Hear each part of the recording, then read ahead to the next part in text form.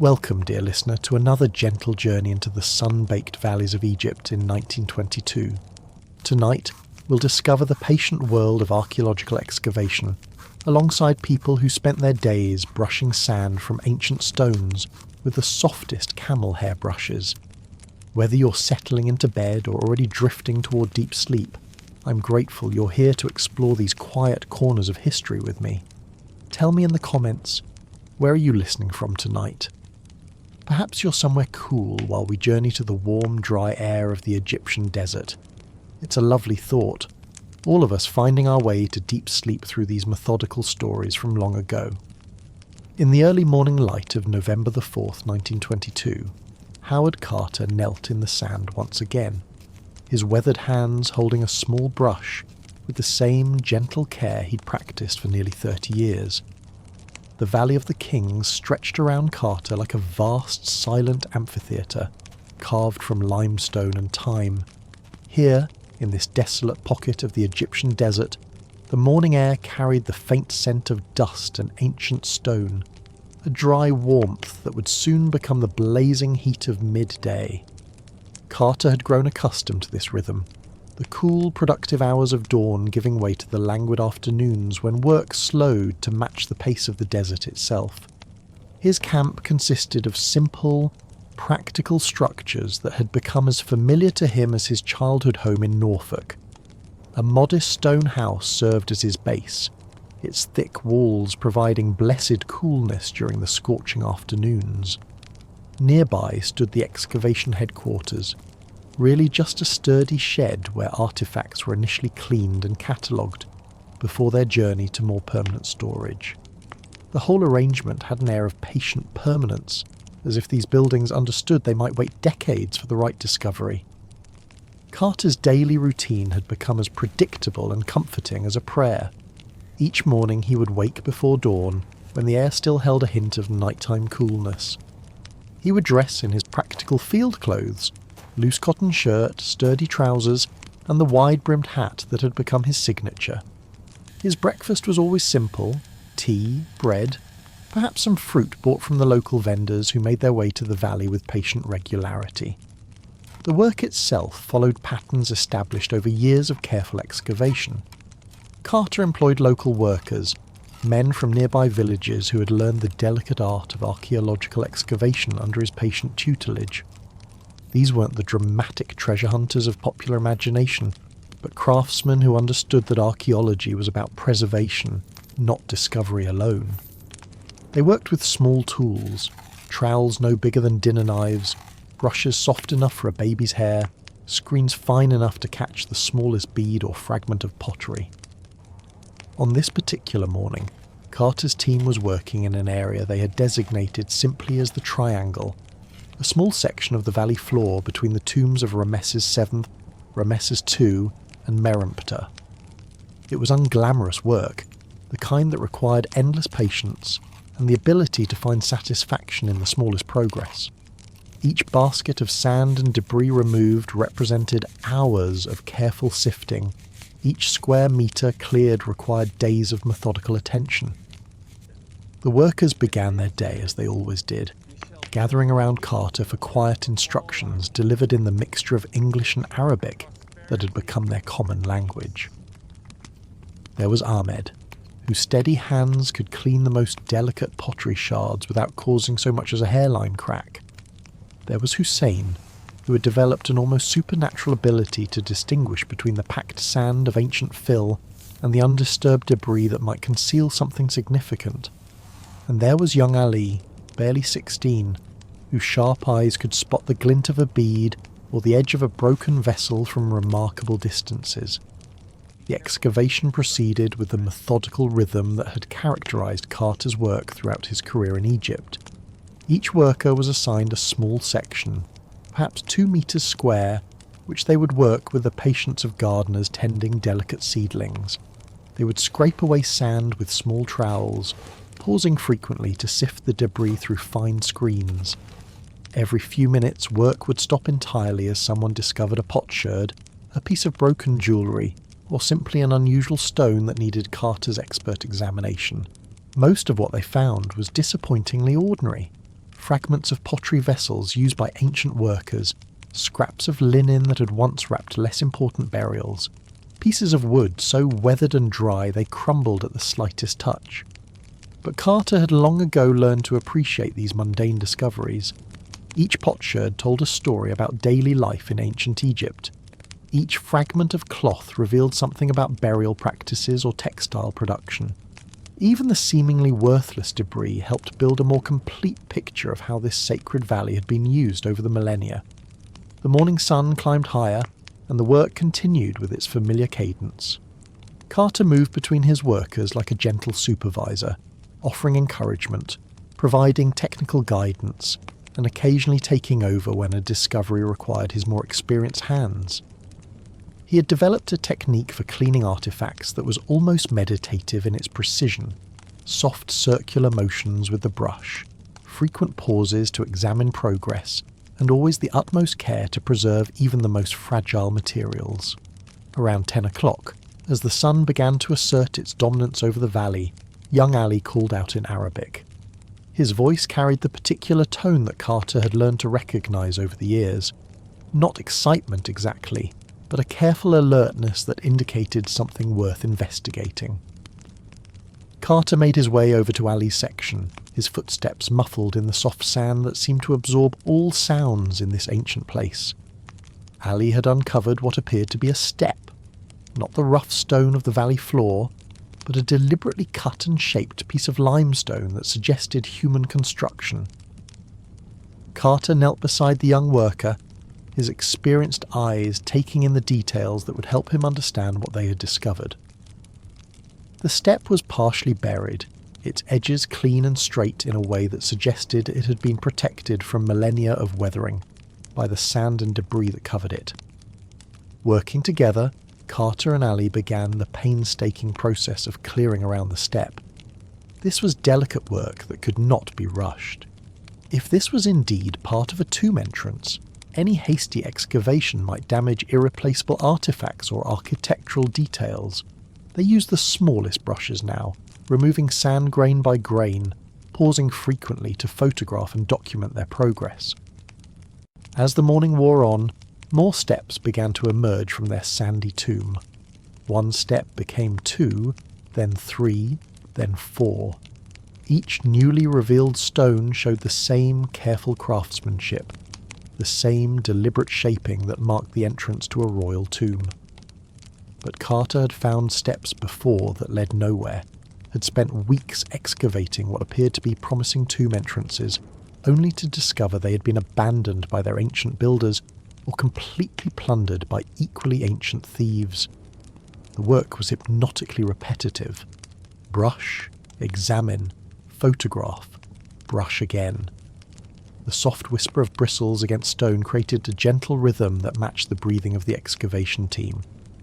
Other workers had gathered around now, but they maintained the respectful silence that Carter insisted upon during delicate operations. This wasn't a moment for celebration or speculation, but for the careful, methodical work that might reveal whether this discovery was significant or simply another disappointment in a career that had seen many. By noon, when the sun made outdoor work nearly unbearable, they had exposed 12 steps leading down into the bedrock of the valley floor.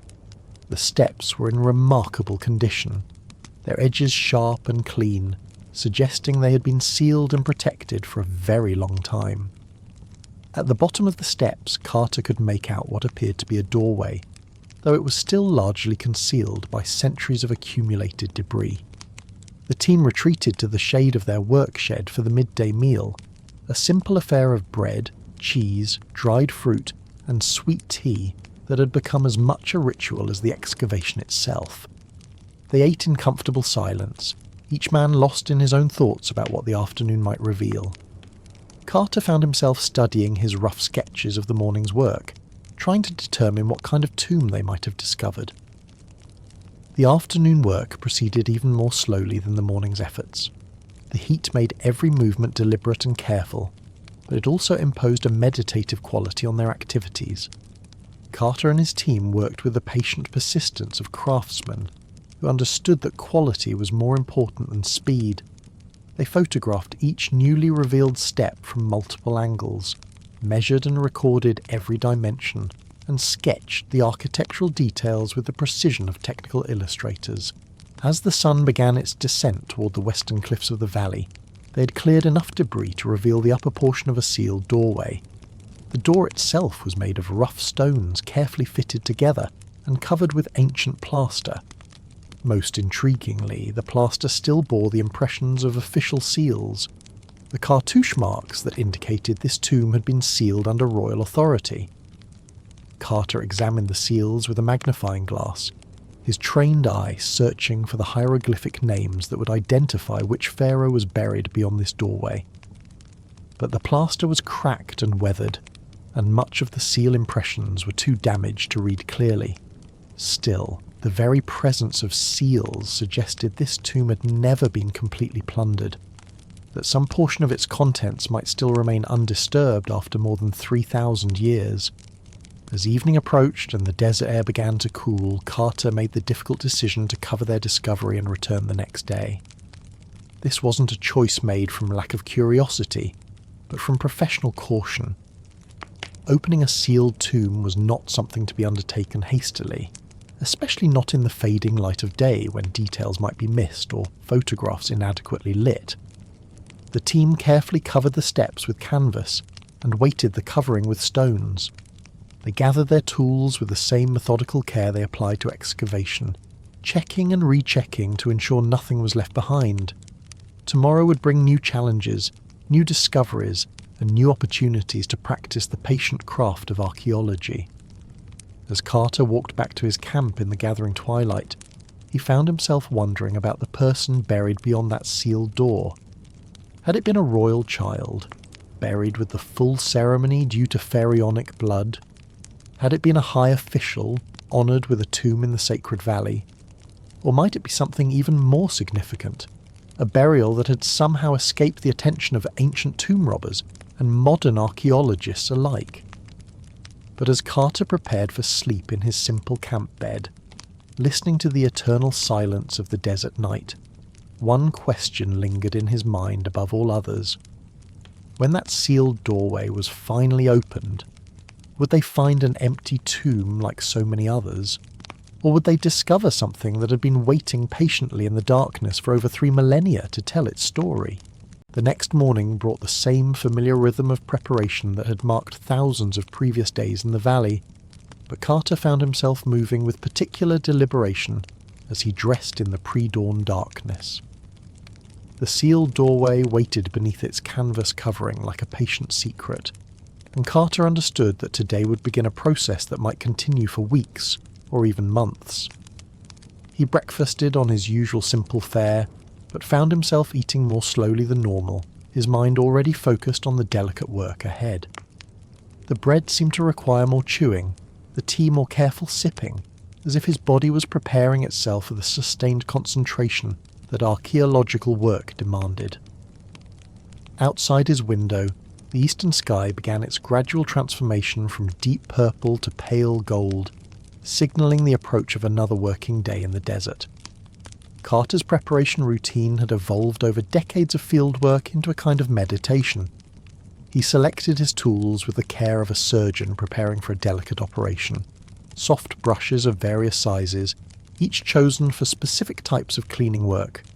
Small trowels with edges sharp enough to cut through packed earth, but gentle enough not to scratch ancient surfaces.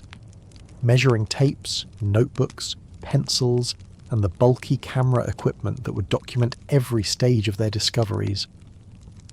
When his workers arrived, Carter noticed they too seemed to sense that today marked a transition from ordinary excavation to something more significant. Ahmed arrived earlier than usual, his toolkit organised with extra care. Hussein brought additional brushes, anticipating that the delicate work of cleaning around seals and doorways would require the finest implements they possessed. Even young Ali seemed more focused, his usual morning chatter replaced by thoughtful silence. The team gathered around the covered steps as Carter carefully removed the canvas protection they had placed the evening before. The night had brought its usual gift of cooler air and higher humidity, which meant the ancient plaster around the seals would be slightly more pliable and less likely to crumble during cleaning. This was one of many small considerations that separated successful archaeological work from the hasty treasure hunting that had characterised earlier periods of Egyptian excavation. Carter began the morning's work by photographing the sealed doorway exactly as they had left it the previous evening. This wasn't mere documentation, but a crucial safety measure. If something went wrong during the day's work, if a seal cracked or a piece of plaster fell away, these photographs would provide the only record of how the tomb had appeared in its undisturbed state. The actual cleaning work proceeded with almost ritualistic slowness. Carter started at the top of the doorway, using his softest brush to remove the accumulated dust and debris that had settled in the cracks and crevices of the ancient plaster. Each stroke of the brush was deliberate and gentle, designed to remove centuries of grime without disturbing the precious seal impressions underneath. The morning sun climbed higher, casting increasingly clear light on their work. As the illumination improved, Carter began to make out more details in the seal impressions. He could see the distinctive cartouche shape that indicated royal names, though the hieroglyphs within those cartouches remained frustratingly unclear. There were other seals as well, the marks of various officials who had participated in the ancient sealing ceremony that had closed this tomb more than 3,000 years ago. Working beside Carter, Ahmed had taken responsibility for cleaning the stonework around the seals. This was equally delicate work, requiring him to remove packed earth and debris from the joints between stones without disturbing the structural integrity of the ancient masonry. Ahmed worked with a concentration that seemed almost spiritual, his weathered hands moving the small tools with the precision of a master craftsman. As the morning progressed, they began to uncover additional details about the tomb's construction. The doorway was built in the traditional style of royal burials, with carefully cut limestone blocks fitted together with remarkable precision. The ancient builders had used no mortar in the joints, relying instead on the exact cutting of stone to create a seal that had lasted for millennia. The plaster that covered the stone blocking showed signs of having been applied in several layers, suggesting the tomb had been sealed, then reopened and resealed at least once in antiquity. This was not unusual. Ancient records showed that some tombs were reopened for additional burials or to add forgotten grave goods. But it also raised the possibility that ancient tomb robbers might have penetrated the burial, and that later officials had resealed it after removing or rearranging its contents. Carter paused frequently in his work to make detailed sketches of what they were uncovering. These drawings served multiple purposes. They provided a permanent record that would survive even if the physical evidence was later damaged, and the process of drawing forced him to observe details that might otherwise escape notice. His sketches showed not just the overall appearance of the seals, but the subtle variations in plaster texture that might indicate different periods of application. By mid-morning, they had cleared enough of the doorway to reveal what appeared to be a second set of seals lower down on the door. These seals were in better condition than those at the top, protected by the debris that had covered the lower portion of the entrance. Carter could make out hieroglyphic signs that looked tantalizingly familiar, though he resisted the temptation to speculate about their meaning until he could examine them more thoroughly. The work required frequent breaks, not just because of the physical demands of working in increasingly hot conditions, but because of the mental concentration required for such delicate operations. Carter had learned over the years that fatigue led to mistakes, and mistakes in archaeological work could destroy irreplaceable evidence. Better to work slowly and preserve everything than to hurry and lose crucial information. During one of these rest periods, Carter found himself studying the overall situation of the tomb entrance. The steps had been cut directly into the bedrock of the valley floor, indicating this was meant to be a permanent burial place rather than a temporary hiding spot. The location was significant too, positioned between several major royal tombs, but in an area that had received relatively little attention from previous excavations. The afternoon work focused on documenting and cleaning the newly revealed lower seals. These proved to be in remarkably good condition, with crisp impressions that showed individual hieroglyphic signs in clear detail. Carter worked with a magnifying glass now, examining each mark with the care of a scholar studying an ancient manuscript. As he cleaned around one particularly clear seal impression, Carter began to make out hieroglyphic signs that sent a thrill of recognition through his archaeological instincts. The cartouche contained symbols that he had seen before, though not in this context. There was the distinctive duck-like sign that represented the sound se, the half circle that stood for T, and what appeared to be the walking leg symbol that indicated action or movement. But Carter forced himself to maintain professional skepticism. Seal impressions could be deceptive, their hieroglyphs distorted by the pressing process or by centuries of weathering. He would need to clean more of the seals, photograph them under optimal lighting conditions, and consult his reference materials before drawing any conclusions about what royal name might be recorded here. The other members of his team had continued their own careful work around the tomb entrance. Hussein had been clearing debris from the steps themselves, revealing that the ancient builders had cut the stairs with remarkable precision. Each step was exactly the same height, each surface level and true despite the passage of millennia. The craftsmanship spoke of royal burial preparation, where no expense had been spared to create a fitting entrance to the afterlife. Young Ali had been assigned the task of sifting through all the debris they removed from around the doorway. This was meticulous work that required him to examine every shovelful of sand and rubble for small artifacts that might have been left by the original builders or by ancient visitors to the tomb. Most of what he found was genuinely just debris. Fragments of limestone from the cutting of the tomb, bits of pottery from water jars used by the ancient workers, scraps of rope and wood from their construction equipment. But occasionally Ali would call Carter over to examine something more interesting. A small piece of gold leaf that might have fallen from a piece of funerary equipment. A fragment of faience jewellery that could have been dropped by one of the ancient officials who supervised the burial. A tiny piece of carved wood that showed traces of hieroglyphic inscription. Each of these small finds was carefully cleaned, catalogued and preserved, adding to the slowly growing picture of what this tomb might contain. As the sun reached its afternoon peak, Carter made the decision to complete the cleaning of all visible seals before attempting to break through the sealed doorway. This was partly a matter of archaeological protocol, complete documentation before any destructive action, but also a matter of practical caution. The more they understood about this tomb before opening it, the better prepared they would be to preserve whatever lay beyond the sealed entrance. The afternoon cleaning work revealed several more seal impressions, including what appeared to be the necropolis seal, the official mark applied by the cemetery administrators who supervised burials in the Valley of the Kings. This seal was particularly significant because it indicated the tomb had been closed under official supervision, following proper burial protocols rather than being hastily sealed by tomb robbers. Carter also found traces of what appeared to be rope or cord impressions in the plaster, marks left by the bindings that had been used to secure the stone blocks during the sealing process. These marks provided insights into ancient construction techniques and helped confirm that the sealing had been done properly rather than hastily.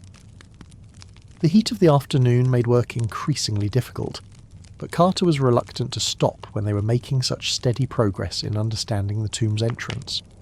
He had his workers construct a simple shade structure over the work area, using canvas stretched between wooden poles to provide relief from the direct sunlight, while still allowing adequate illumination for detailed work.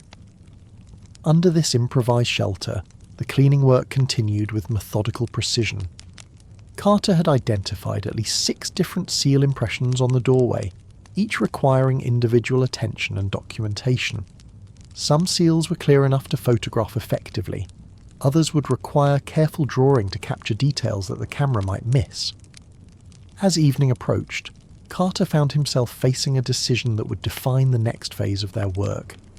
They had now documented the sealed entrance as thoroughly as possible, without actually opening it. The seals had been photographed, sketched and analysed. The construction of the doorway had been recorded in detail. The debris from around the entrance had been sifted and examined. The logical next step would be to begin the careful process of removing the stone blocks that sealed the tomb entrance. But this was not a decision to make lightly. Once those blocks were removed, there would be no going back.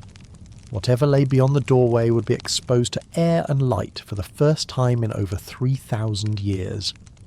Carter gathered his team for the evening discussion that had become routine during important excavations.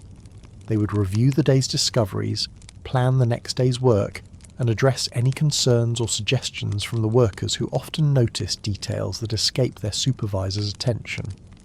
Ahmed reported that the stonework of the doorway appeared to be in excellent condition, with no signs of structural weakness that might cause problems during opening.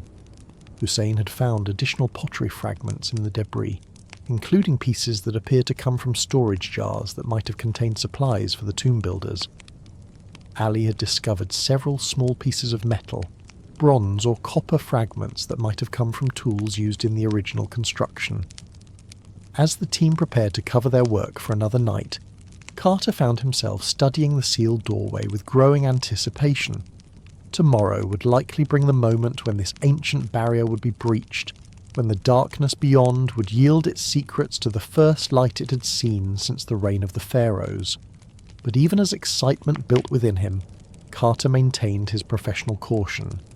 He had opened sealed tombs before, only to find them empty or containing nothing more than a few broken pots and scraps of mummy wrapping. The seals could indicate a significant burial, but they could equally well mark a tomb that had been robbed in antiquity and resealed by honest officials. As he walked back to his camp through the gathering dusk, Carter wondered what the ancient priests and officials had felt as they placed those final seals on the tomb entrance over 3 millennia ago. Had they known they were sealing away treasures that would astonish the world? Had they suspected that someday archaeologists like himself would stand before this same doorway, brushes in hand, ready to reverse their careful work? And most pressing of all, when those ancient blocks were finally removed, would the space beyond prove to be empty, robbed clean by ancient thieves? Or would it still hold the secrets that someone had gone to such elaborate lengths to preserve? The third morning dawned with the same reliable rhythm that had marked their previous days of work.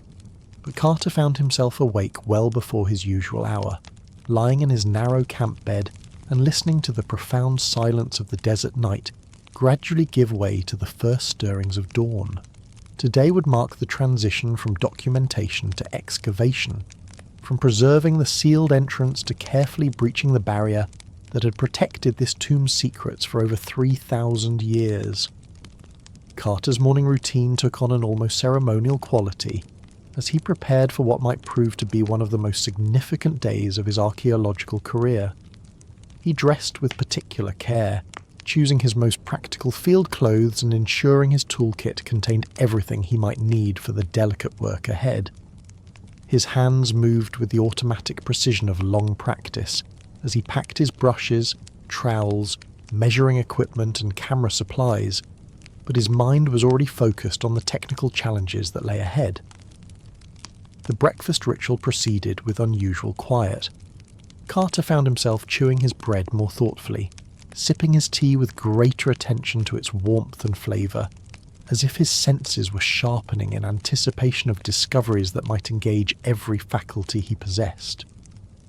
Outside his window, the eastern cliffs of the valley began their daily transformation from purple shadow to golden stone, marking the approach of another working day in this ancient landscape.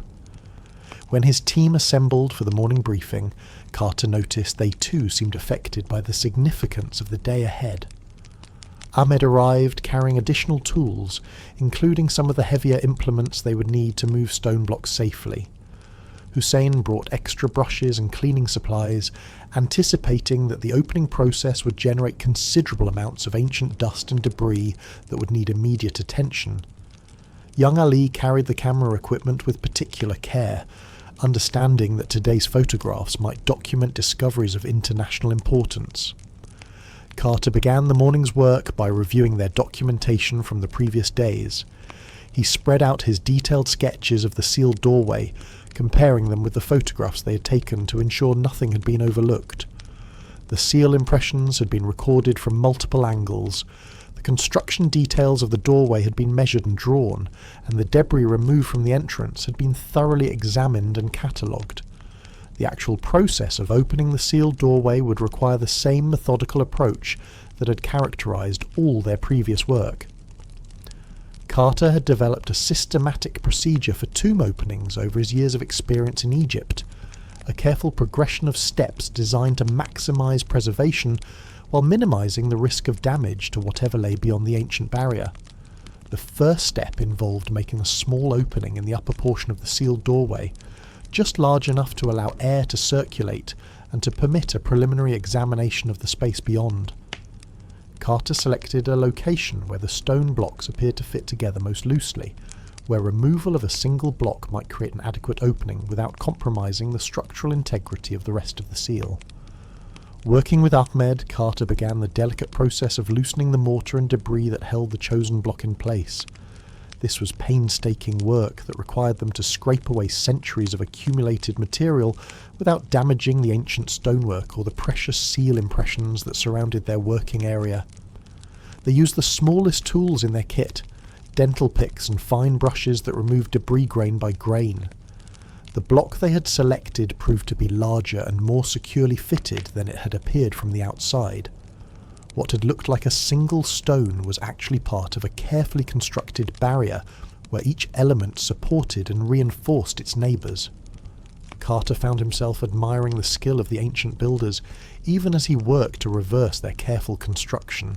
As the morning progressed, their careful excavation around the edges of the chosen block revealed the sophisticated engineering that had gone into sealing this tomb. The builders had used a combination of precisely cut stones, carefully applied mortar, and ingenious interlocking joints to create a barrier that had successfully protected the tomb's contents for over 3 millennia. The work generated clouds of fine dust that required frequent pauses for cleaning and photography. Every few minutes, Carter would stop to brush away the debris that accumulated around their working area, ensuring that no small artifacts or architectural details were accidentally obscured or damaged. The dust itself was fascinating. Layers of different colours and textures that told the story of how this entrance had been sealed and then gradually covered by centuries of natural accumulation. Around mid-morning, Carter felt the stone block shift slightly under pressure. This was the crucial moment when their careful preparation would either pay off or prove insufficient. Working with infinite patience, he and Ahmed began to ease the block free of its ancient setting, supporting its weight carefully to prevent it from falling and potentially damaging whatever lay beyond the doorway. The removal process took nearly an hour of sustained effort. The block, which had appeared relatively small from the outside, proved to weigh considerably more than expected. Carter had to fashion an improvised pulley system using ropes and wooden supports to lift it safely clear of the opening without damaging the surrounding stonework or seal impressions. When the block finally came free, it revealed an opening perhaps 18 inches square, large enough to allow air circulation and visual examination, but small enough to maintain the structural integrity of the sealed entrance. Carter found himself looking into a space that had been in complete darkness since the reign of the pharaohs, a chamber that no living person had seen for over 3,000 years. The first sensation was olfactory rather than visual. Air that had been trapped in the sealed chamber for millennia carried scents that seemed to transport Carter directly into ancient Egypt. There was the dry, papery smell of ancient organic materials, wood, linen, leather, that had been preserved in the desert atmosphere. There was a faint metallic scent that might indicate the presence of bronze or copper objects. And underneath it all was the indescribable smell of great age, the accumulated fragrance of centuries undisturbed. Carter held a candle through the opening, its flame flickering in the slight air movement between the sealed chamber and the outside world. The candlelight revealed tantalizing glimpses of shapes in the darkness beyond, the gleam of what might be gold, the regular forms that suggested furniture or architectural elements, the accumulated debris of 33 centuries of patient waiting. But the opening was too small, and the light too uncertain for detailed examination. Carter could make out what appeared to be a chamber of considerable size, with objects scattered throughout its floor space. But the specific nature of these objects remained frustratingly unclear. He could see enough to confirm that the chamber was not empty. This was no robbed and abandoned tomb, but not enough to determine what treasures it might contain. The afternoon was devoted to documenting this preliminary glimpse into the sealed chamber.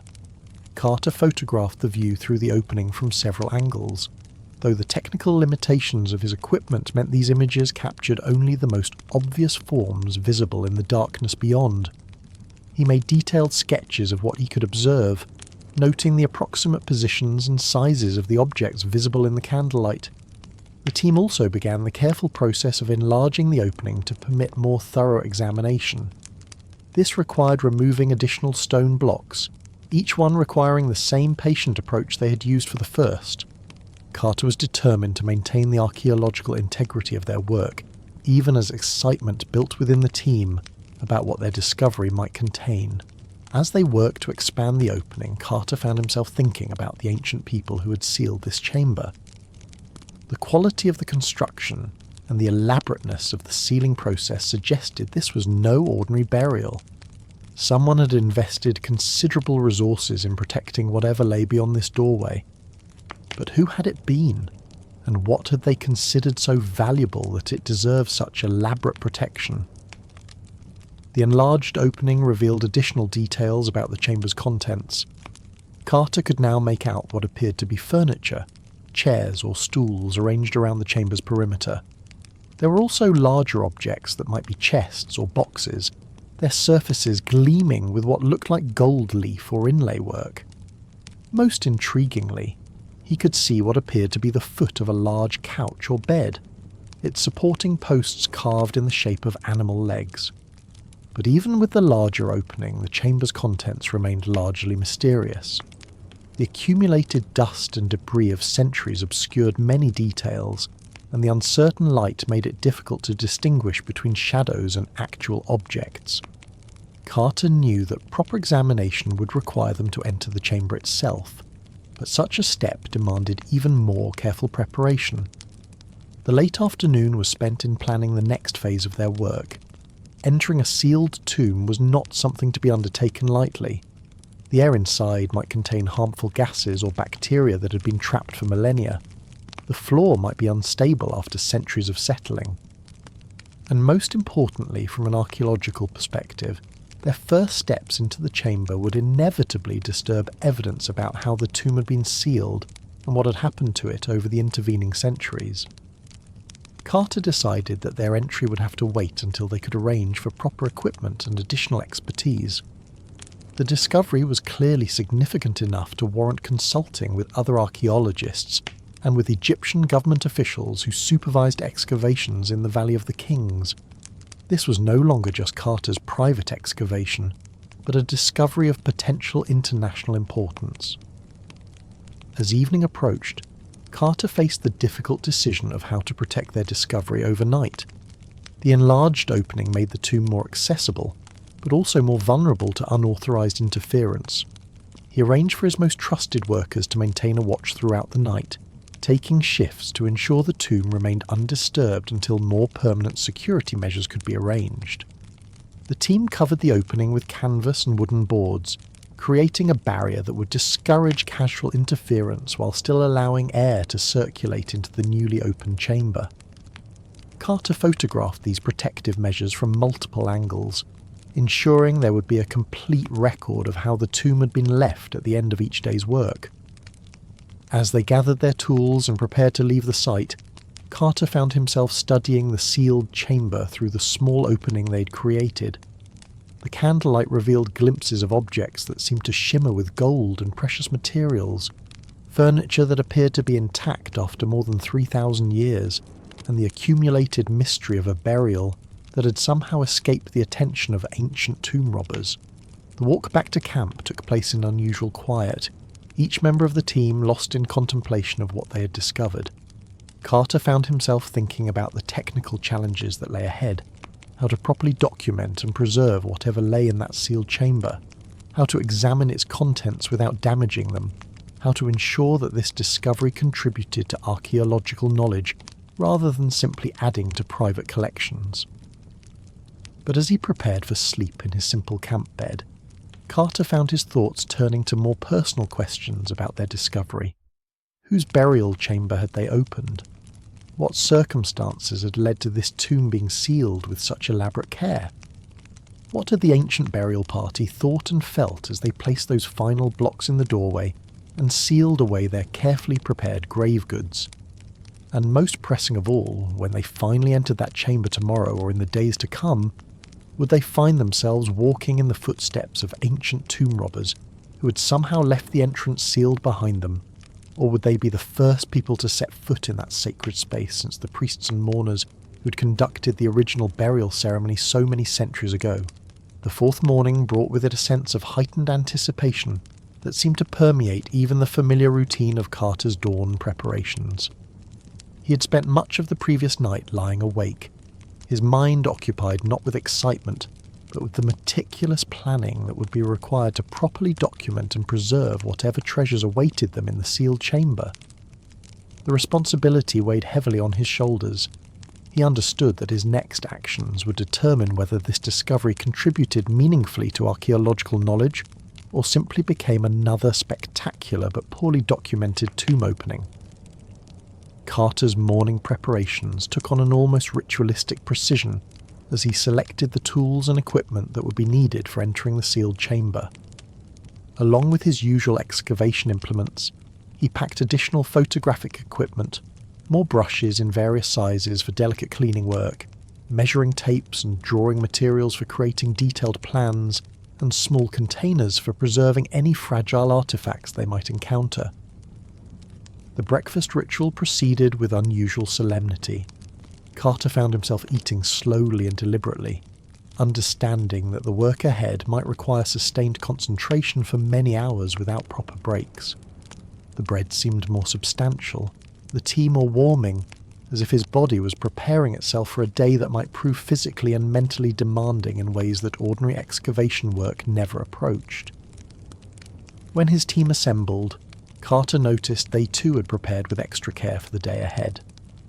Ahmed carried additional supports and props that might be needed to stabilize objects in the chamber.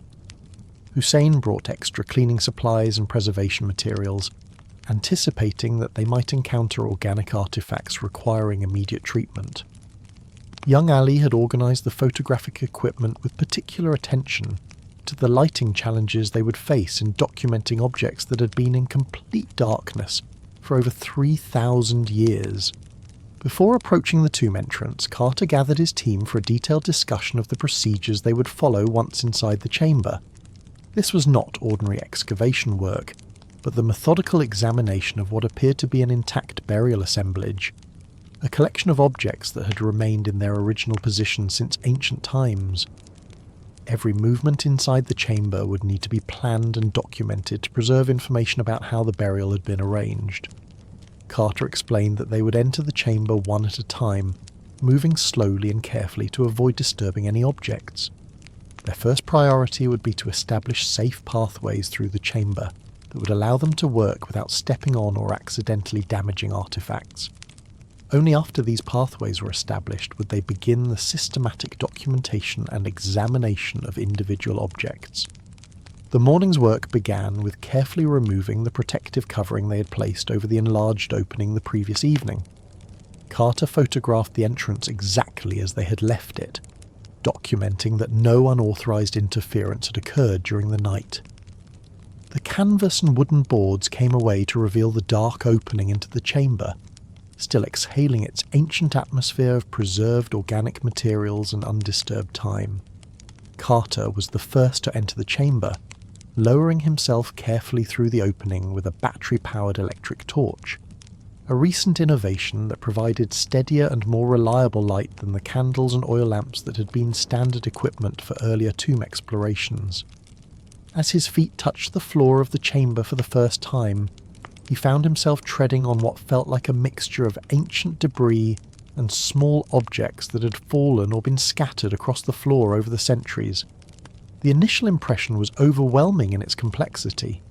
The chamber was larger than he had estimated from his glimpses through the opening, perhaps 20 feet long and 15 feet wide, with a ceiling high enough to allow a person to stand upright throughout most of the space. But more striking than the chamber's dimensions was the incredible profusion of objects that filled nearly every available surface. Carter's electric torch beam revealed furniture of extraordinary craftsmanship and preservation. There were chairs with legs carved in the shape of lion paws, their seats still covered with what appeared to be original leather upholstery. There were chests and boxes of various sizes, many showing the gleam of gold leaf and inlay work.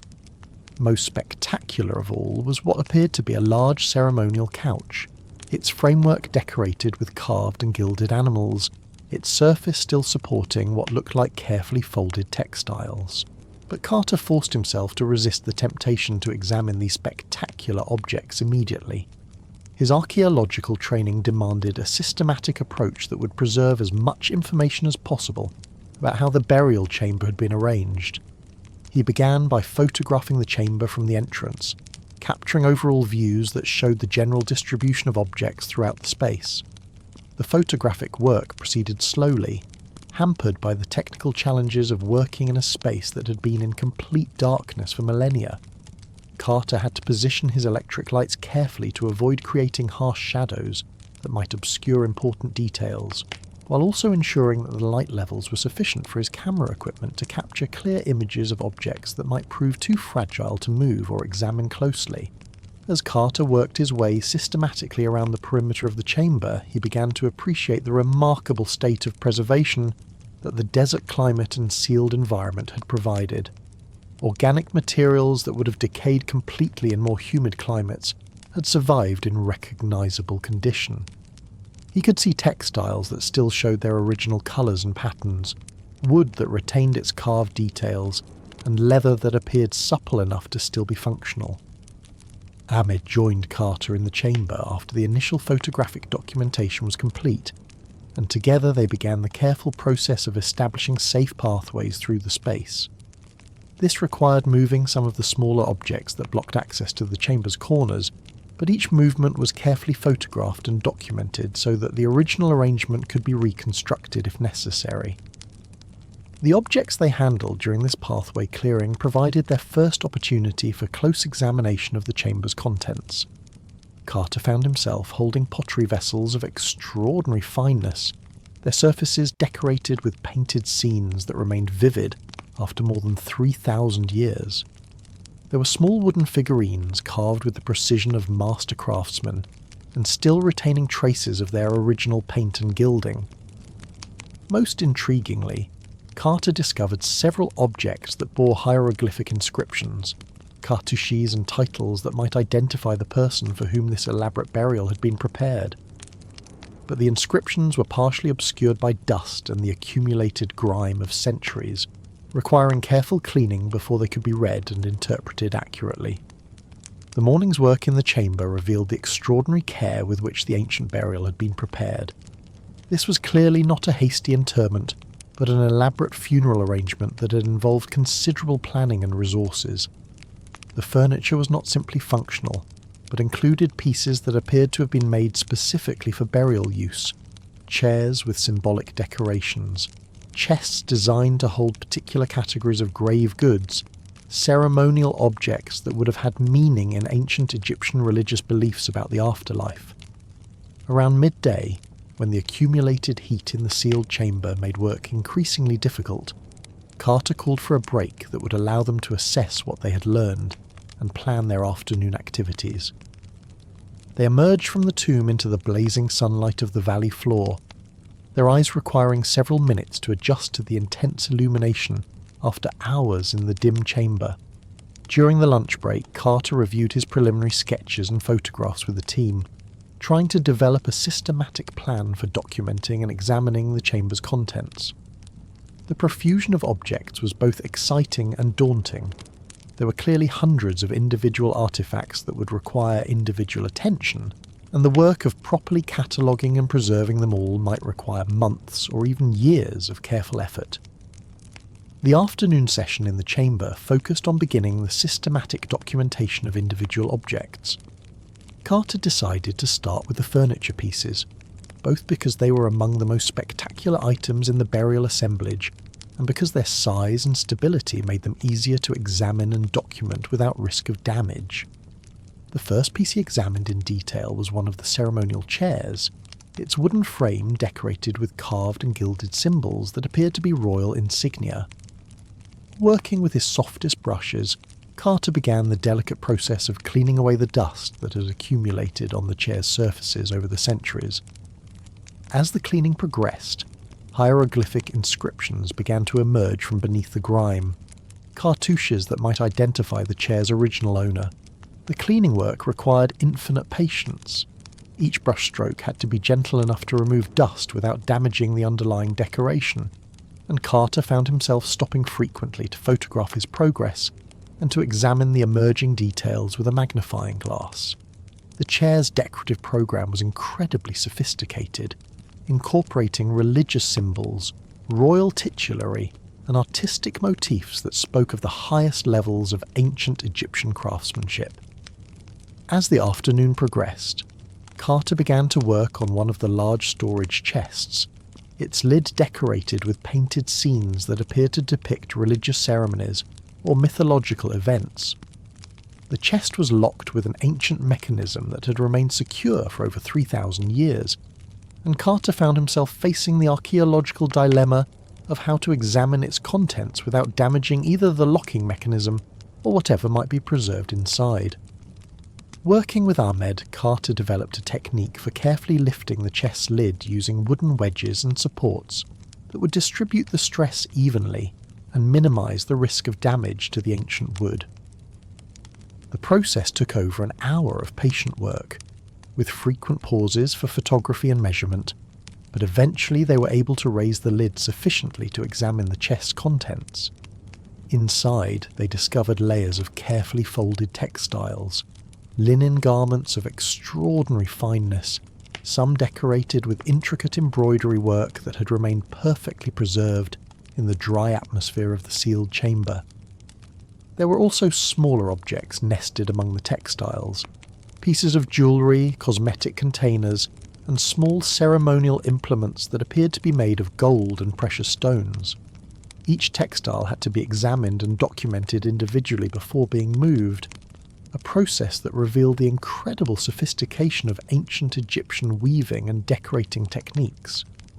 Carter found himself handling garments that might have been worn by pharaohs, their fabric still supple after more than 3 millennia, their decorative details as crisp and clear as the day they had been completed.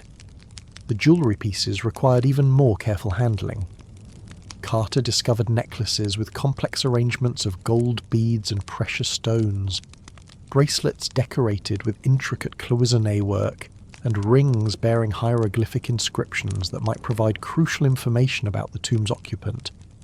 But the delicacy of these objects meant that even the slightest mishandling could cause irreparable damage. As evening approached, Carter found himself working by electric light to complete the documentation of the day's discoveries. The chamber had yielded treasures beyond his most optimistic expectations, but he understood that what they had examined so far represented only a small fraction of the burial assemblage. There were more chests to be opened, more furniture to be examined, and what appeared to be additional chambers or storage areas that they had not yet explored.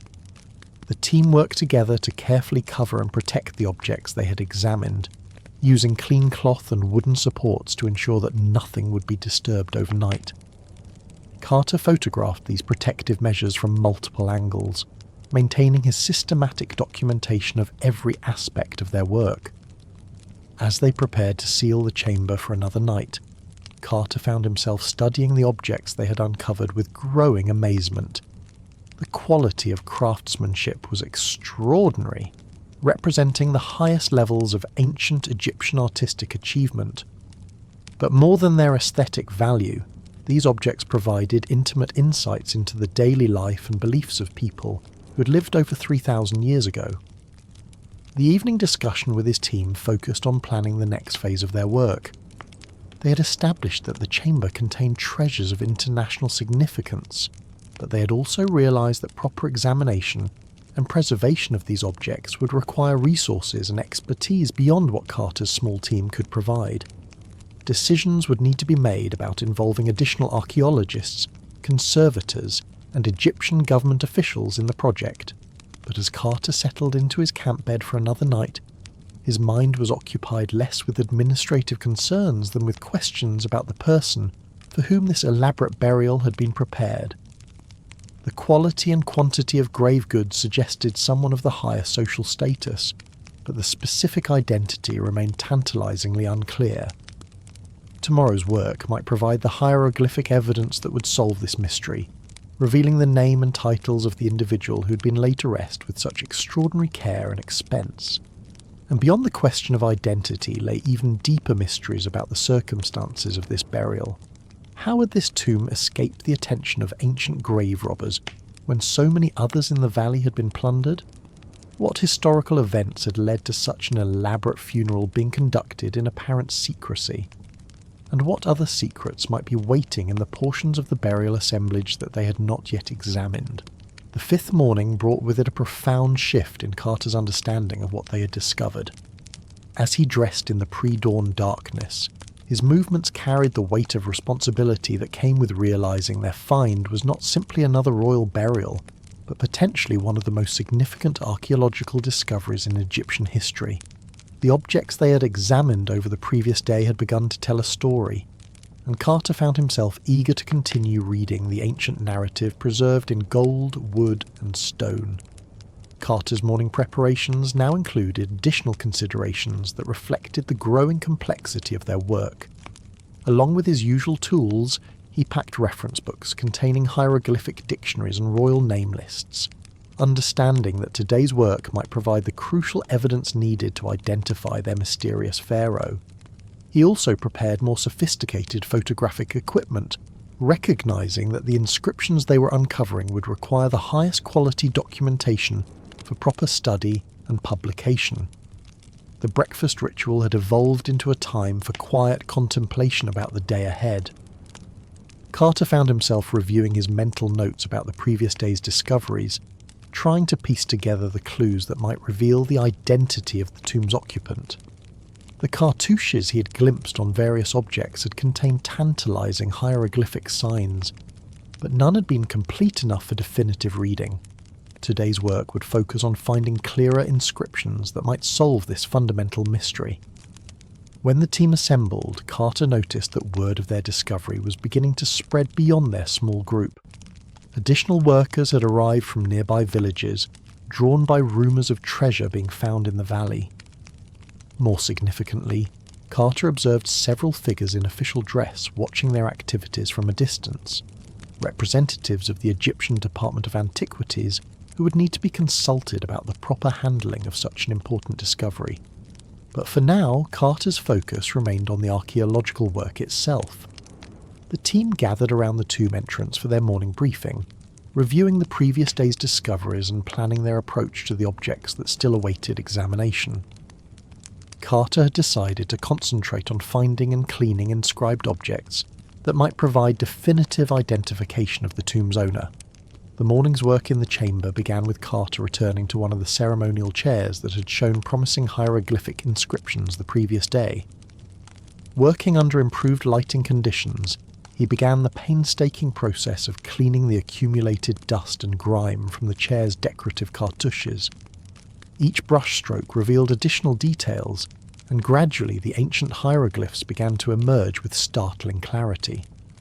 The first cartouche to become fully legible contained hieroglyphic signs that Carter recognized immediately, though he could hardly believe what he was seeing.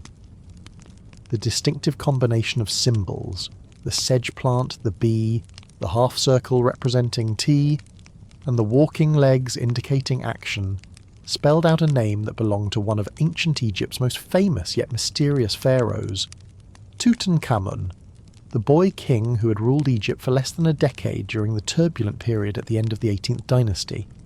Carter called Ahmed over to verify his reading of the inscription, needing confirmation that his eyes were not playing tricks on him in the dim light of the chamber.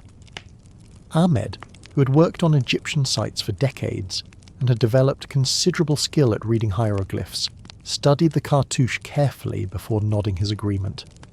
There could be no doubt they had discovered the intact burial of King Tutankhamun, a pharaoh whose name appeared in ancient king lists but whose tomb had never been found. The realization brought with it a mixture of excitement and sobering responsibility. Tutankhamun had been a relatively minor pharaoh in terms of political achievement, ruling Egypt during a period of religious and political upheaval in the 14th century before Christ. But the discovery of his intact burial would provide unprecedented insights into royal funeral practices, artistic achievements, and daily life during one of ancient Egypt's most fascinating periods. Carter continued his systematic cleaning of inscribed objects throughout the morning, each new cartouche confirming their identification of the tomb's occupant. The name Tutankhamun appeared repeatedly on furniture, jewellery, and ceremonial objects, often accompanied by his various royal titles and epithets. But the inscriptions also revealed intriguing details about the young king's life and reign that were not preserved in other historical sources. One particularly elaborate chest bore inscriptions that described Tutankhamun's military campaigns against Egypt's traditional enemies. The hieroglyphic texts, accompanied by painted scenes of battle and victory, suggested that despite his youth, the king had participated in military activities that extended Egyptian power into neighbouring territories. These were historical details that no previous source had preserved, making them invaluable additions to scholarly understanding of the period. Another fascinating discovery came from examining the decorative program of a ceremonial throne that occupied a prominent position in the burial chamber.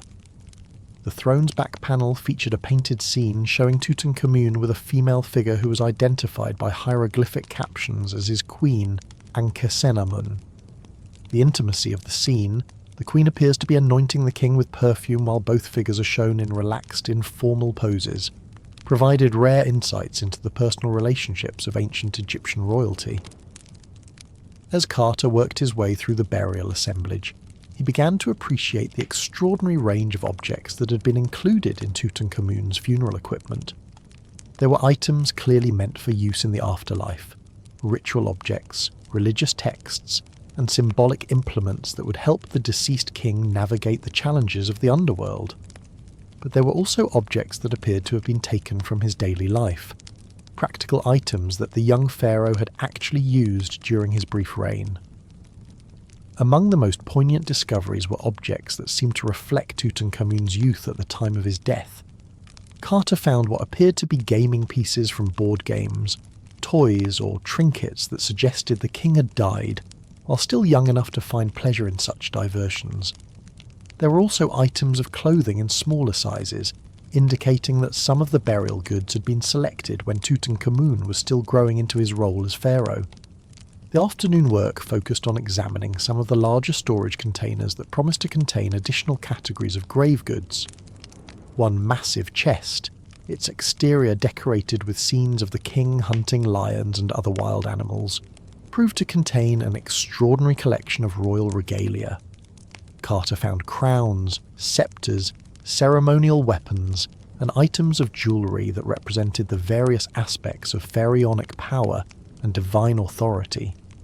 Each piece of regalia required careful examination and documentation. The crowns, in particular, were masterpieces of ancient craftsmanship, incorporating gold work, inlay techniques, and symbolic elements that demonstrated the sophisticated artistic traditions of the 18th dynasty.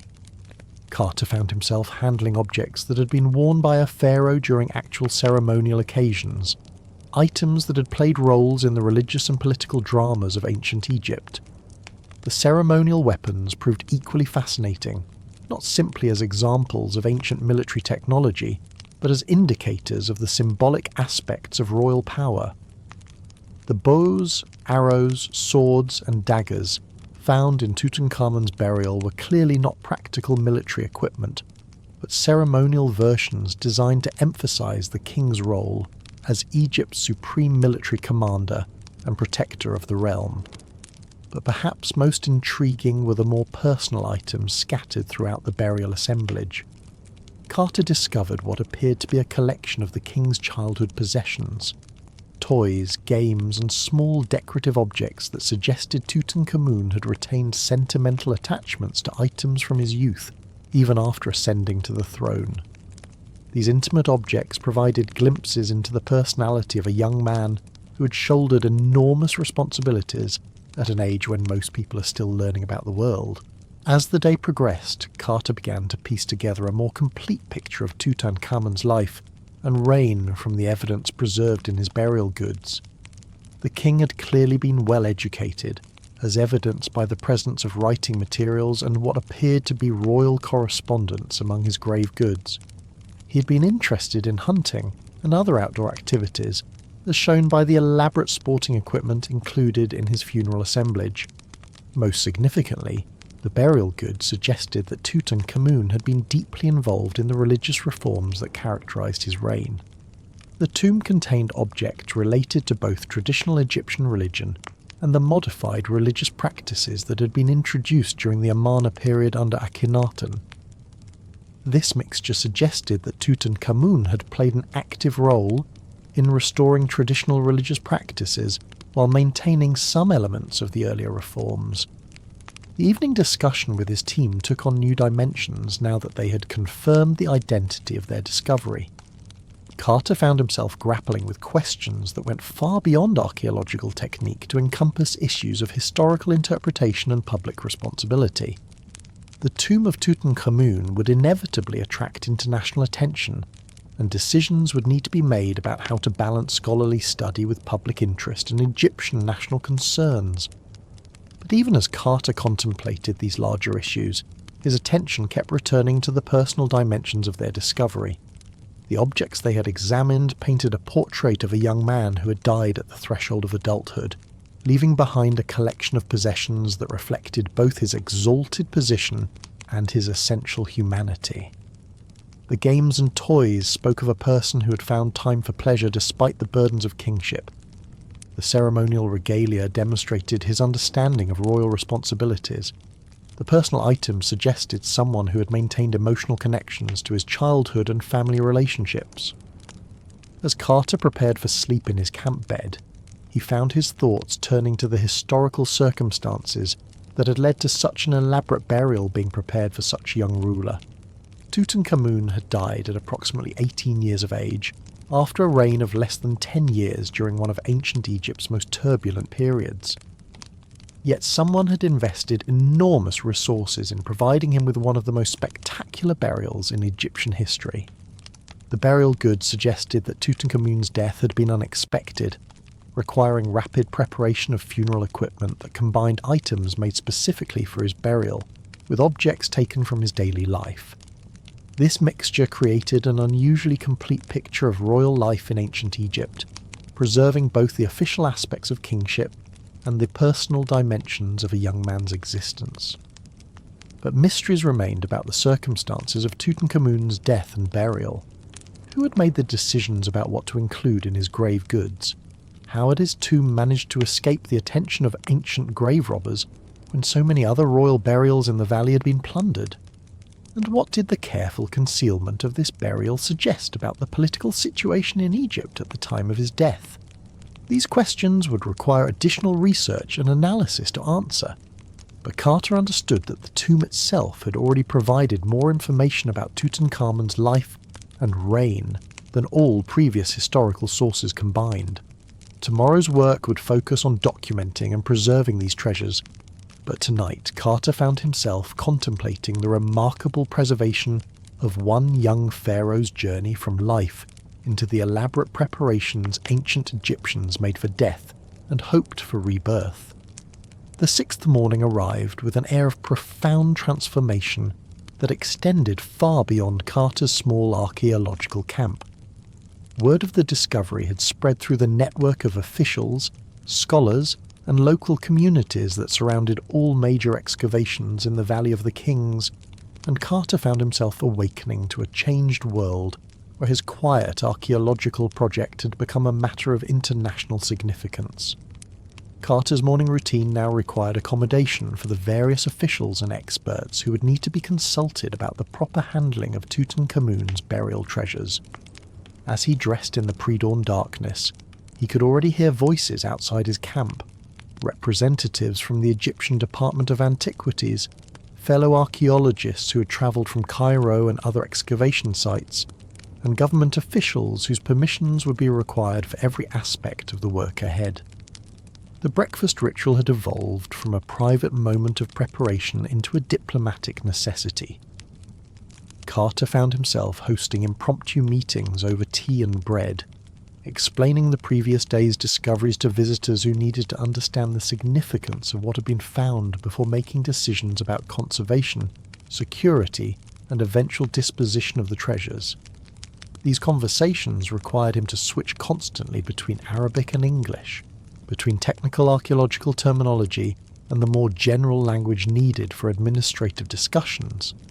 The fundamental question that dominated all these conversations was how to safely remove Tutankhamun's burial goods from the tomb environment where they had been preserved for over 3 millennia and transport them to conservation facilities where they could be properly studied and preserved for future generations. This was not simply a matter of logistics, but a complex technical challenge that would require the expertise of conservators, engineers, transportation specialists and security personnel. Carter had worked on tomb clearances before, but never on anything approaching the scale and complexity of Tutankhamun's burial. The sheer quantity of objects, preliminary estimates suggested there might be over 3,000 individual items in the tomb, meant that the clearing process would require months or even years of careful work. Each object would need individual documentation, conservation assessment, and specialised packing for transport to more permanent facilities. The morning's work in the tomb chamber began with Carter and his team focusing on the most fragile items in the burial assemblage. These were objects made of organic materials, wood, leather, textiles and plant fibres, that had been preserved by the dry desert climate but would be extremely vulnerable to changes in temperature, humidity, or handling procedures. Conservative estimates suggested that some of these materials might disintegrate completely if subjected to rough handling or sudden environmental changes. Working with newly arrived conservation specialists from Cairo, Carter began developing protocols for stabilising fragile objects before attempting to move them.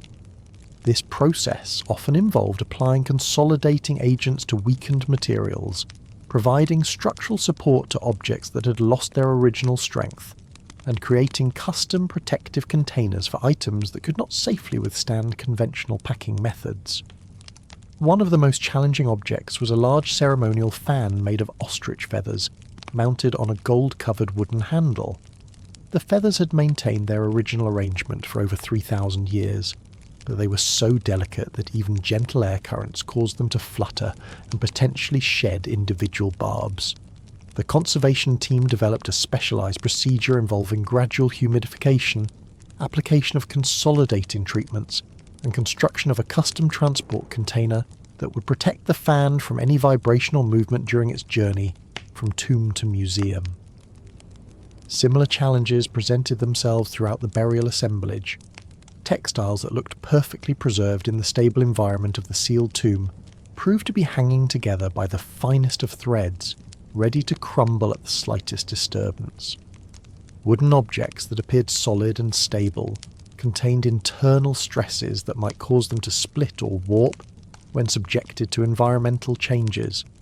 Even metal objects presented conservation challenges, as some of the bronze and copper items showed signs of corrosion that required immediate treatment to prevent further deterioration. The documentation work proceeded in parallel with conservation efforts, but at an even more demanding pace. Each object required multiple photographs taken under different lighting conditions to capture both overall appearance and fine details. Detailed drawings were necessary for objects too complex or too fragile to be adequately represented by photography alone, and every item needed written descriptions that recorded not just its physical appearance, but its position in the tomb, its relationship to other objects, and any special conservation concerns it presented. Carter found himself supervising teams of photographers, artists and note-takers, who worked in carefully coordinated shifts to maintain steady progress without overwhelming the limited space available in the tomb chamber. The work proceeded with the methodical precision of a military operation, but with the additional constraint that every action had to be planned and executed with the care appropriate to handling irreplaceable historical artifacts.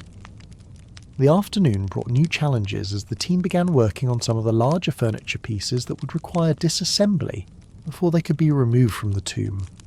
Ancient Egyptian furniture was often constructed using sophisticated joinery techniques that allowed pieces to be taken apart for transport. But after 3 millennia in the tomb environment, these joints had often become fragile or stuck. Disassembling such pieces without damage required the combined expertise of furniture, conservators, structural engineers, and specialists in ancient woodworking techniques. The ceremonial throne that had provided such important historical information about Tutankhamun and his queen presented particular challenges. The throne was too large to fit through the tomb entrance in assembled condition, but its decorative surfaces were so delicate that disassembly carried significant risks of damage to the painted scenes and hieroglyphic inscriptions that made it historically valuable. The conservation team spent hours studying the throne's construction, using small mirrors and lights to examine joint details that would guide their disassembly approach. Meanwhile, other team members worked on preparing the smaller objects for transport. This process required developing custom packing solutions for items that had no modern equivalents, and therefore no standard conservation protocols. How do you pack a 3,000-year-old royal scepter covered with delicate gold leaf and inlay work? How do you protect ceremonial sandals made of leather and gold that might disintegrate if subjected to even gentle pressure? The solutions often required considerable ingenuity and experimentation. Carter's team developed packing techniques that involved creating exact moulds of delicate objects, then building protective containers around these moulds to ensure that no stress would be placed on fragile materials during transport. They experimented with different cushioning materials to provide protection without introducing chemicals that might interact with ancient materials in unexpected ways. One of the most complex packing challenges was presented by Tutankhamun's famous golden mask, although Carter's team had not yet reached the mummy chamber, where this spectacular object would eventually be found. However, they were already encountering similar objects, golden facial coverings and jewellery pieces that combined precious metals with delicate glass and stone inlay work. These objects required packing solutions that would protect both the structural integrity of the gold work and the fragile inlays that could easily be shaken loose during transport. The security considerations for transporting such valuable objects added another layer of complexity to the logistical challenges. The gold content alone of many objects made them extraordinarily valuable by contemporary standards, but their historical significance made them literally priceless. Transport arrangements required coordination with Egyptian police authorities, railway security personnel, and the administrative staff of the Egyptian Museum in Cairo, where the objects would eventually be housed. Carter found himself spending increasing amounts of time in meetings with officials who needed to approve various aspects of the transport arrangements. These discussions often involved technical details that required careful explanation: why certain objects needed climate-controlled transport conditions, why some items required immediate conservation treatment upon arrival in Cairo, why the packing and transport process was taking longer than originally estimated. But even as administrative responsibilities consumed more of his time, Carter continued to spend part of each day in the tomb chamber itself, supervising the careful removal of objects and ensuring that the archaeological integrity of the discovery was maintained throughout the clearing process. He had seen too many important discoveries compromised by hasty clearing procedures that prioritised speed over proper documentation. The evening discussions with his team now involved complex scheduling coordination for the various specialists working on different aspects of the project. Conservation work proceeded on one schedule, documentation followed another timeline, and transport arrangements operated according to the availability of appropriate vehicles and security personnel. Coordinating these different schedules while maintaining the quality of work required constant attention to detail and frequent adjustments to accommodate unexpected challenges. One recurring challenge was the discovery of objects that proved to be more complex or fragile than the initial examination had suggested. What appeared to be a simple wooden box might prove to contain delicate mechanisms, hidden compartments, or internal arrangements of small objects that required additional documentation and conservation work. These discoveries were archaeologically exciting, but they also disrupted carefully planned work schedules and transport arrangements. Carter also found himself dealing with growing public and media interest in the discovery. Reporters and photographers had begun arriving in the valley, seeking information about the tomb and its treasures. While Carter understood the legitimate public interest in such an important discovery, he also knew that premature publicity could create security risks and might interfere with the careful scientific work that needed to be completed before the discovery could be properly understood and appreciated. The balance between scientific caution and public interest required delicate navigation. Carter wanted to ensure that information about the discovery was accurate and properly contextualized, but he also recognized that excessive secrecy might fuel speculation and rumors that could be more disruptive than controlled release of factual information about their work. As the day's work concluded, Carter found himself reviewing the progress they had made in preparing Tutankhamun's treasures for their journey to more permanent preservation facilities. The process was proceeding more slowly than he had initially hoped, but the careful pace was necessary to ensure that these irreplaceable artifacts would survive their transition from tomb to museum without losing any of their historical or artistic value. The objects they had already prepared for transport represented only a small fraction of the tomb's contents, but they included some of the most spectacular and historically significant pieces in the burial assemblage. Each successful packing and preparation procedure provided valuable experience that would improve their techniques for handling the remaining objects, but it also emphasized the enormous scope of work that still lay ahead.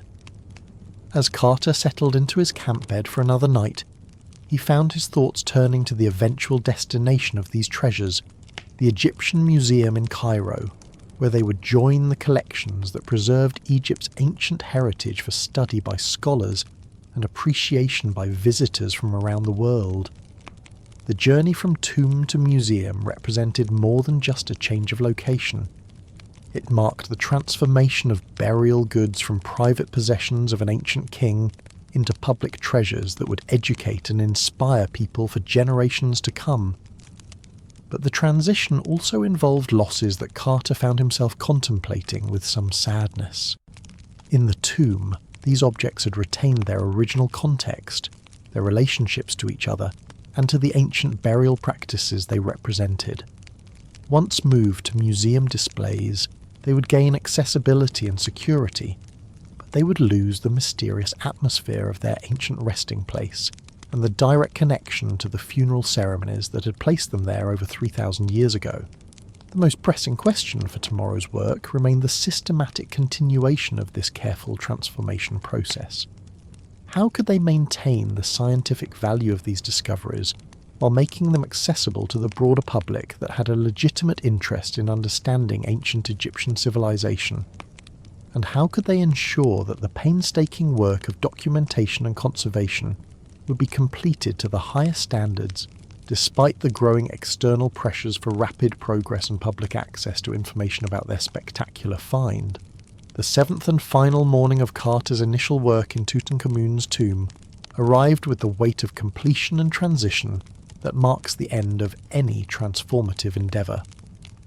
As Carter prepared for what would be his last day of intensive work in the burial chamber before the systematic museum transfer began, he found himself reflecting on how profoundly the discovery had changed not only his own understanding of ancient Egypt, but the entire field of archaeological practice. Carter's morning routine had evolved over the past week from simple field preparation into something approaching a ritual of scholarly dedication. As he dressed in the pre-dawn darkness, he found himself thinking not about the spectacular treasures they had uncovered, but about the methodical processes that had made their discovery possible. The patient brushwork, the careful documentation, the systematic approach to preservation, these techniques had transformed what might have been merely treasure hunting into genuine archaeological science.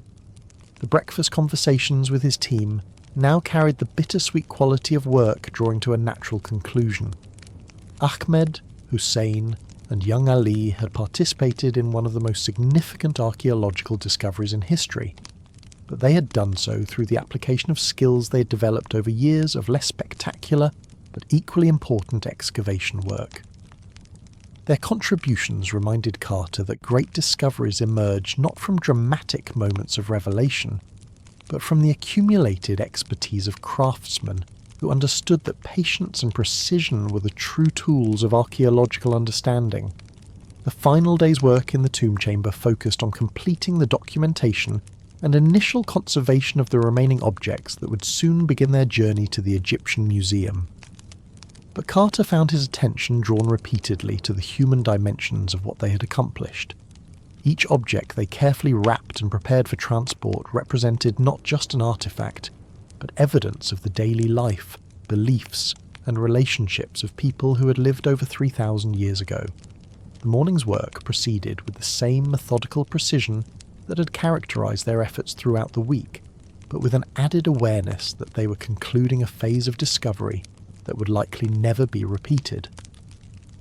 There would be other important archaeological finds, but the combination of circumstances that had preserved Tutankhamun's burial so completely, the accident of location, the quirks of ancient politics that had led to his tomb being overlooked by robbers, the desert climate that had maintained perfect preservation conditions, might never occur again.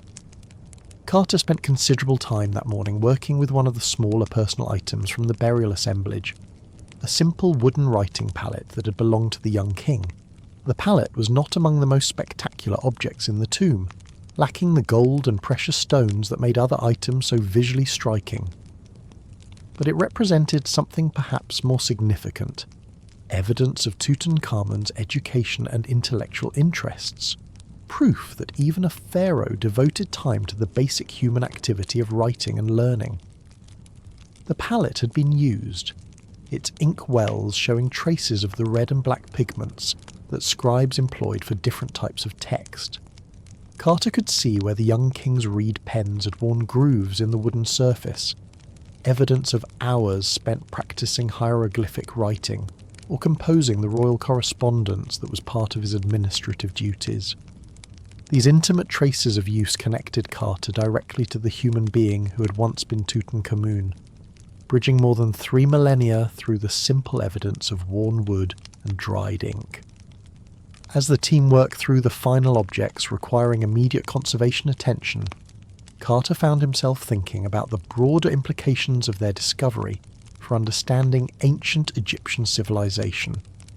The tomb had provided unprecedented insights into royal burial practices, artistic achievements, and the daily life of Egypt's ruling class during the 18th dynasty. But more than that, it had demonstrated the sophisticated level of craftsmanship, organisation, and cultural sophistication that characterised ancient Egyptian society. The afternoon brought the completion of their initial documentation work and the final preparation of objects for the first shipment to Cairo. Carter supervised the careful loading of specially constructed transport crates, each containing objects that would soon become some of the most famous artifacts in the world. But even as he focused on these practical details, his mind was already turning to the longer-term implications of their discovery. The systematic approach they had developed for clearing Tutankhamun's tomb would influence archaeological practice for generations to come. Future excavators would build on the documentation techniques, conservation methods, and interdisciplinary collaboration that had made their work so successful. The discovery would establish new standards for how important archaeological finds should be studied, preserved, and shared with the scholarly community and the general public. As evening approached and Carter prepared to leave the tomb chamber for the final time in his role as primary excavator, he found himself taking a last careful look around the space that had consumed his attention so completely over the past week. The chamber now appeared dramatically different from the crowded repository of treasures they had first encountered.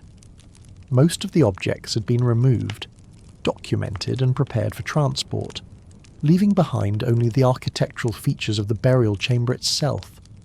But the empty chamber seemed to Carter to retain something of the presence of the young king for whom it had been prepared. The careful construction, the precise orientation, the attention to religious and symbolic details in every aspect of the tomb's design. All of this spoke of the care and reverence with which Tutankhamun's burial had been prepared by people who had known and served him in life. The evening discussion with his team took on the character of a farewell ceremony, acknowledging not just the completion of their immediate work, but the end of a shared experience that had connected them directly to one of the most fascinating periods in human history. Each member of the team would carry forward the knowledge and skills they had developed during this excavation, applying them to future projects and training other archaeologists in the techniques that had proven so successful. As Carter walked back to his camp through the gathering dusk of his final evening at the excavation site, he found himself thinking about the transformation that the discovery of Tutankhamun's tomb would bring to public understanding of ancient Egypt. The treasures they had uncovered would travel to museums around the world, inspiring millions of visitors to learn more about ancient Egyptian civilization and the sophisticated achievements of one of humanity's earliest and greatest cultures. Howard Carter's meticulous approach to excavating Tutankhamun's tomb established archaeological standards that influenced generations of fieldworkers who came after him. His insistence on detailed documentation, systematic photography, and careful conservation before removal became the gold standard for handling significant discoveries. The techniques he developed during those crucial weeks in 1922 were studied and replicated by archaeologists working in Egypt, Mesopotamia, Greece, and excavation sites around the world. His detailed field notes and photographs created a permanent record that scholars still consult today, nearly a century after the discovery. The story of Carter's patient work spread far beyond academic circles, capturing public imagination in ways that transformed archaeology from a specialized scholarly pursuit into a field that fascinated ordinary people. His careful, methodical approach demonstrated that real archaeological discovery was not about dramatic treasure hunting, but about the painstaking assembly of evidence that could illuminate the lives and beliefs of ancient peoples.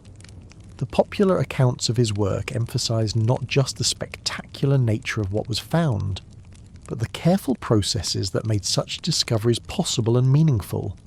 Carter's documentation of the tomb clearance process became a model for how archaeological discoveries should be shared with both scholarly communities and the general public. His approach balanced scientific rigor with public accessibility, ensuring that important finds contributed to both academic knowledge and popular understanding of ancient cultures. This balance influenced how museums, universities, and archaeological institutions would handle major discoveries for decades to come. The discovery of Tutankhamun's tomb transformed public understanding of ancient Egyptian civilization and sparked a worldwide fascination with archaeology that continues to influence popular culture today. Carter's methodical approach to the excavation demonstrated that ancient Egypt was not simply a land of mysterious pharaohs and exotic treasures, but a sophisticated civilization with complex social structures, advanced artistic traditions, and sophisticated approaches to craftsmanship and engineering. The international attention focused on Carter's work led to increased funding and support for archaeological research throughout the Middle East and Mediterranean region. Universities and museums around the world established new programs in archaeology and ancient history, training the scholars who would expand human knowledge of ancient civilizations throughout the 20th century. The discovery also influenced international agreements about cultural heritage and the proper handling of archaeological discoveries, establishing principles that continue to guide such work today.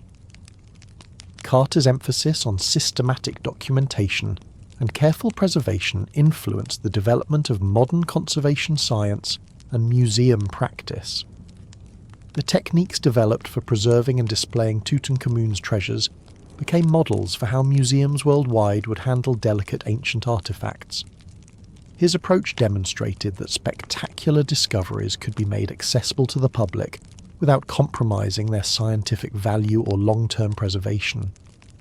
Carter himself was transformed by his encounter with Tutankhamun's burial from a competent but relatively unknown field archaeologist into one of the most famous figures in the history of archaeological discovery. But more significantly, his approach to the excavation reflected and reinforced his belief that archaeology was fundamentally about connecting with the human experiences of people who lived in ancient times. The personal objects he found in the tomb, the writing palette, the games, the clothing, spoke to him of the essential humanity that connected him across millennia to the young king whose burial he was uncovering. The local workers who participated in the excavation were similarly transformed by their involvement in such a significant discovery. Ahmed, Hussein, Ali, and the other members of Carter's team gained skills and recognition that shaped the rest of their careers, many going on to supervise their own excavations and to train other workers in the techniques they had learned. Their participation in the discovery demonstrated that archaeological work was truly collaborative, requiring the expertise and dedication of craftsmen whose skills were as essential as academic training. Today, more than a century after Carter's discovery, the methodical approach he developed continues to influence archaeological practice around the world. Modern excavations routinely employ the systematic documentation, careful conservation, and interdisciplinary collaboration that Carter pioneered during his work in Tutankhamun's tomb. Graduate programs in archaeology teach Carter's methods as foundational techniques, and his field notes are still studied as examples of how important discoveries should be recorded and preserved. The treasures from Tutankhamun's tomb continue to educate and inspire visitors to museums around the world, introducing millions of people each year to the achievements of ancient Egyptian civilization. The travelling exhibitions of objects from the tomb have become some of the most popular museum displays in history, demonstrating the enduring public fascination with ancient Egypt that Carter's discovery helped to establish. Perhaps most importantly, Carter's work established the principle that archaeological discoveries belong not just to the scholars who uncover them, but to all humanity as part of our shared cultural heritage. His careful documentation ensured that the knowledge gained from Tutankhamun's tomb would be preserved and accessible to future generations, while his respectful treatment of the ancient burial demonstrated that scientific investigation could proceed hand in hand with reverence for the people and cultures being studied. The conservation techniques developed for preserving the tomb's organic materials influenced the development of modern museum conservation, leading to advances in climate control, chemical preservation, and structural support that benefit collections worldwide. The photographic documentation Carter insisted upon established standards for archaeological recording that evolved into today's digital documentation systems, but the fundamental principle of creating permanent records of ephemeral discoveries remains unchanged. In the end, Carter's patient brushwork in that sealed chamber created connections that transcended the millennia, linking ancient craftsmen to modern scholars, connecting the careful hands that prepared a young king's burial to the gentle fingers that revealed it again to the light, demonstrating that the most profound discoveries emerge not from dramatic revelation, but from the quiet dedication of those who understand that the past speaks most clearly to those who listen with patience and reverence.